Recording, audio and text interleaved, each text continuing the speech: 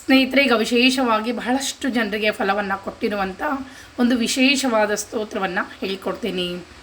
ಈ ಸ್ತೋತ್ರ ಯಾವುದು, ಯಾಕೆ ಹೇಳಬೇಕು ಹೇಳ್ತೀನಿ ಕೇಳ್ರಿ. ನಮ್ಮ ಜೀವನದಲ್ಲಿ ನಾವು ಅಂದುಕೊಂಡ ಕೆಲಸಗಳು, ನಾವೇನಾದರೂ ಮುಖ್ಯವಾದ ಕೆಲಸಗಳನ್ನು ಮಾಡಬೇಕು ಅಂತ ಅಂದ್ಕೊಂಡಿರ್ತೀವಿ, ಕೆಲಸಕ್ಕೆ ನಾವು ಕಾರ್ಯವನ್ನು ಮಾಡ್ತಾ ಇರ್ತೀವಿ.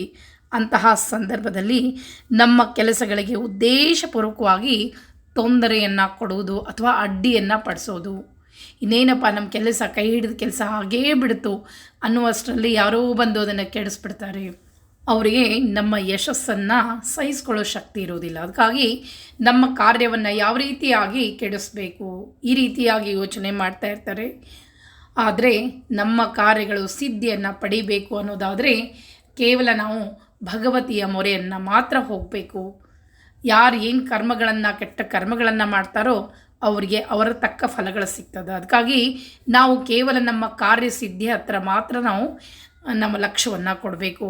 ಅದಕ್ಕಾಗಿ ಇವತ್ತು ವಿಶೇಷವಾಗಿ ಒಂದು ಕಾರ್ಯಸಿದ್ಧಿ ಸ್ತೋತ್ರವನ್ನು ಹೇಳ್ಕೊಡ್ತೀನಿ.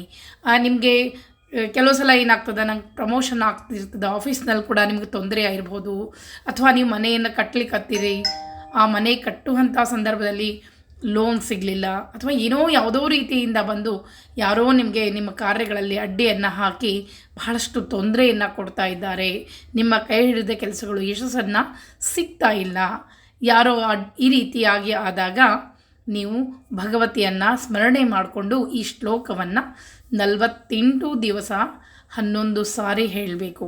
ಅಂದರೆ ನಿಮ್ಮ ಕಾರ್ಯದಲ್ಲಿ ಏನೇ ಅಡ್ಡಿ ಆತಂಕಗಳಿದ್ದು, ಯಾವುದೇ ಕೆಲಸಗಳಾಗಿರ್ಬೋದು, ಆಫೀಸಿನ ಕೆಲಸ ಆಗಿರ್ಬೋದು, ವ್ಯಾಪಾರ ವ್ಯವಹಾರದಲ್ಲಾಗಿರ್ಬೋದು, ಏನೇ ಆಗಿರ್ಬೋದು, ನಿಮ್ಮ ಕೆಲಸದಲ್ಲಿ ಯಾರು ನಿಮಗೆ ಅಡ್ಡಿಯನ್ನು ತಂದು ನಿಮ್ಮ ಮಾನಸಿಕವಾಗಿ ತೊಂದರೆಯನ್ನು ಕೊಡ್ತಾ ಇದ್ದರೆ ಈ ಶ್ಲೋಕವನ್ನು ನೀವು 48 ದಿವಸ 11 ಬಾರಿ, ನಿತ್ಯ 11 ಬಾರಿ 48 ದಿವಸ ಹೇಳ್ರಿ, ನಿಮ್ಮ ಕಾರ್ಯದಲ್ಲಿ ಯಶಸ್ಸು ಸಿಗ್ತದೆ. ಇದೊಂದು ಶಕ್ತಿಯುತವಾದ ಒಂದು ಶ್ಲೋಕ ಅಂತಲೇ ಹೇಳ್ತೀನಿ. ಈ ಶ್ಲೋಕವನ್ನು ನೀವು ಬೆಳಗ್ಗೆ ಹೇಳ್ಬೋದು ಅಥವಾ ಸಾಯಂಕಾಲ. ಬೆಳಗ್ಗೆ ಆಗದೇ ಇದ್ದರೆ ಸಾಯಂಕಾಲ ಸೂರ್ಯ ಅಸ್ತ ಆದಮೇಲೆ ದೀಪವನ್ನು ಹಚ್ತಿರಲ್ಲ, ಆ ಸಮಯದಲ್ಲಿ ಉತ್ತರ ದಿಕ್ಕಿಗೆ ಮುಖವನ್ನು ಮಾಡಿಕೊಂಡು ಕೈಕಾಲು ಮುಖ ತೊಳೆದು ಒಗೆದ ಬಟ್ಟೆಯನ್ನು ಧರಿಸ್ಕೊಂಡು ಸಾಯಂಕಾಲ ಉತ್ತರ ದಿಕ್ಕಿಗೆ ಮುಖ ಮಾಡಿಕೊಂಡು ಈ ಶ್ಲೋಕವನ್ನು ನಿತ್ಯ 11 ಬಾರಿ ಹೇಳ್ರಿ. ನಿಮ್ಮ ಕೈ ಹಿಡಿದ ಕೆಲಸಗಳು ಯಶಸ್ಸನ್ನು ತಂದುಕೊಡ್ತದೆ. ಏನೇ ನಿಮ್ಮ ಹಿತಶತ್ರುಗಳಿರ್ತಾರೆ, ಅಂದರೆ ಅವರು ನಿಮ್ಮ ಜೊತೆ ನಿಮ್ಮ ಹಾಗೆ ಇದ್ದು ಈ ನಿಮ್ಮ ಕಾರ್ಯದಲ್ಲಿ ಅಡ್ಡಿಯನ್ನು ಮಾಡ್ತಾ ಇದ್ದರೆ ಖಂಡಿತವಾಗಿಯೂ ಅವರಿಗೆ ಆ ಭಗವತಿಯೇ ನೋಡ್ಕೋತಾಳೆ. ಈ ರೀತಿಯಾಗಿ ನಮ್ಮ ಒಂದು ತೊಂದರೆಯನ್ನು ನಾವು ಮಾನಸಿಕವಾಗಿ ಏನು ತೊಂದರೆಯನ್ನು ಅನುಭವಿಸ್ತೇವೋ ಅದೆಲ್ಲವೂ ನಮಗೆ ದೂರ ಆಗ್ತದೆ. ಇದನ್ನು ನಿತ್ಯ 11 ಬಾರಿ 48 ದಿನ ನೀವು ಹೇಳ್ತಾ ಹೋದಂತೆ ನಿಮ್ಮ ಕಾರ್ಯ ಯಶಸ್ಸಂತ ಸಾಕ್ತದೆ. ಇದೊಂದು ಶಕ್ತಿ ದೇವತೆ ಆದಂಥ ವಾರಾಹಿ ದೇವಿಯ ಒಂದು ಸ್ಮರಣೆ ಇರ್ತದೆ. 11 ಬಾರಿ ನೀವು ಹೇಳ್ತಾ ಹೋದಂತೆ, ಯಾಕಂದರೆ ನಾವು ಎಷ್ಟು ಜನರಿಗೆ ಹೇಳ್ತೇವಲ್ಲ, ಯಶಸ್ಸು ಖಂಡಿತವಾಗಿ ದೊರಕ್ತದೆ. ಈ ಶ್ಲೋಕವನ್ನು 11 ಬಾರಿ ಈ ವಿಡಿಯೋದಲ್ಲಿ ಕೂಡ ಬರ್ತದೆ. ಬಹಳ ಸರಳದ 2 ಸಾಲದ ಈ ಶ್ಲೋಕವನ್ನು ನೀವು ಎಷ್ಟು ಭಕ್ತಿಯಿಂದ, ಅಂದರೆ ನಿಮ್ಮ ಮನೆಯಲ್ಲಿ ವಾರಾಹಿ ದೇವಿ ಫೋಟೋ ಇರಬೇಕು ಅಂತ ಏನೂ ಇಲ್ಲ, ಒಂದು ತುಪ್ಪದ ದೀಪನೋ ಅಥವಾ ಎಳ್ಳೆಣ್ಣೆ ದೀಪನೋ ಹಚ್ಚಿಕೊಂಡು ಆ ದೀಪದ ಮುಂದೆ ನಮಸ್ಕಾರ ಮಾಡಿ ಉತ್ತರ ದಿಕ್ಕಿಗೆ ಮುಖ ಮಾಡಿ ಈ ಶ್ಲೋಕವನ್ನು ಹೇಳ್ತಾ ಹೋದಂತೆ ನಿಮ್ಮ ಎಲ್ಲ ಏನು ಅಡೆತಡೆಗಳಿರ್ತದಲ್ಲ ಕಾರ್ಯದಲ್ಲಿ ಅವೆಲ್ಲವೂ ದೂರ ಆಗ್ತದೆ.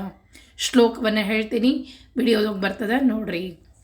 ಉಗ್ರರೂಪಂ ಮಹಾದೇವಿಂ ಶತ್ರುನಾಶನ ತತ್ಪರಾಂ ಕ್ರೂರಾಂ ಕಿರಾತವಾರಾಹಿಂ ವಂದೇಹಂ ಕಾರ್ಯಸಿದ್ಧಯೇ.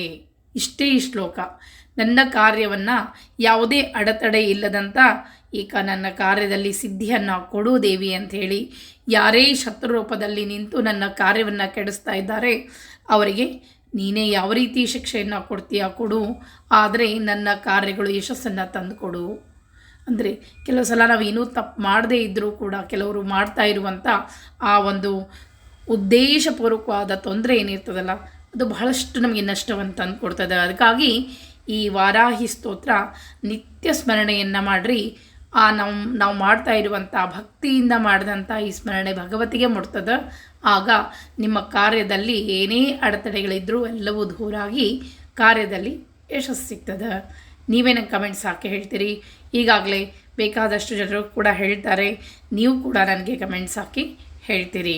ಅದಕ್ಕಾಗಿ ಯಾರು ಇನ್ನೊಬ್ಬರ ಬದುಕಿನಲ್ಲಿ ಕಲ್ಲನ್ನು ಹಾಕ್ತಾರೋ ಅವಾಗ ನಾವು ಅವ್ರಿಗೆ ಏನೂ ಅನ್ಲಿಕ್ಕೆ ಹೋಗಬಾರ್ದು, ಇನ್ನೊಬ್ಬರಿಗೆ ನಾವು ಏನೂ ಮಾತಾಡಬಾರ್ದು. ಅವರ ಕರ್ಮಫಲ ಅವರನ್ನು ಉಣ್ಲಿಕ್ಕೆ ಬಿಟ್ಬಿಡಬೇಕು. ನಾವು ಕೇವಲ ಭಗವಂತನ ನಂಬಿ ನಡೆದಾಗ ನಮ್ಮ ಸಂಕಷ್ಟಗಳೆಲ್ಲವೂ ತಾನಾಗೇ ಕರೆಗೆ ಹೋಗ್ತದೆ. ಯಾವಾಗ ನಾವು ಭಗವತಿಯನ್ನು ನಂಬಿ ನಡಿತೇವೋ ಅಂದರೆ ಸಾಕ್ಷಾತ್ ಪರಮೇಶ್ವರಿ ನಮ್ಮ ಎಲ್ಲ ಸಂಕಷ್ಟಗಳನ್ನ ದೂರ ಮಾಡ್ತಾಳೆ. ಅದಕ್ಕಾಗಿ ಈ ಶ್ಲೋಕ ಬಹಳಷ್ಟು ಸರಳದ. ಈ ಶ್ಲೋಕವನ್ನು 11 ಬಾರಿ ನಿತ್ಯ ಹೇಳ್ರಿ. 48 ದಿವಸ ನೀವು ಹೇಳೋದ್ರಲ್ಲಿ ನಿಮಗೆ ಇದರ ಪರಿಣಾಮ ಏನು ಅಂತ ಗೊತ್ತಾಗ್ತದೆ. ಉತ್ತರ ದಿಕ್ಕಿಗೆ ಮುಖ ಮಾಡಿ ನಿತ್ಯ ಹೇಳ್ರಿ. ಮತ್ತು ಪೂರ್ಣ ವಿವರವಾಗಿ ತಿಳಿಸ್ಕೊಟ್ಟೇನಿ. ಮುಟ್ಟಾದಾಗ ಮಾತ್ರ ಹೇಳಲಿಕ್ಕೆ ಹೋಗಬೇಡ್ರಿ, ಯಾಕಂದರೆ ಇದು ಶಕ್ತಿ ದೇವಿ ಆರಾಧನೆ. ಯಾವಾಗಲೂ ನಾವು ಮುಟ್ಟು ಮೈಲಿಗೆಯನ್ನು ಪಾಲಿಸ್ಬೇಕಾಗ್ತದೆ. ಮುಟ್ಟಾದಾಗ 4 ದಿವಸ ಬಿಡಬೇಕು, ಮತ್ತು 5ನೇ ದಿವಸದಿಂದ ನೀವು ಈ ಒಂದು ಸ್ತೋತ್ರವನ್ನು ಹೇಳ್ಬೋದು. ಈ ರೀತಿಯಾಗಿ ಬಹಳಷ್ಟು ಸರಳವಾಗಿರುವಂಥ ಈ ಸ್ತೋತ್ರವನ್ನು ಹೇಳ್ಕೊಟ್ಟೇನಿ. ಮತ್ತೆ ಮುಂದಿನ ವಿಡಿಯೋದಲ್ಲಿ ಸಿಗ್ತೀನಿ. ನಮಸ್ಕಾರ.